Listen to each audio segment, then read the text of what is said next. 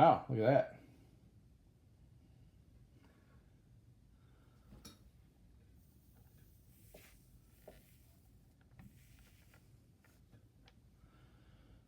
Huh.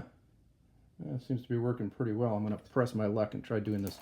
Oops, that's the water falling out of the iron. So other than technical issues aside, it seems to really be working here. The steam helps the fibers push their way back out and reduces the compression. So I'm going to let that dry. I'm going to take the dog for a walk, and then I'm going to see how that looks.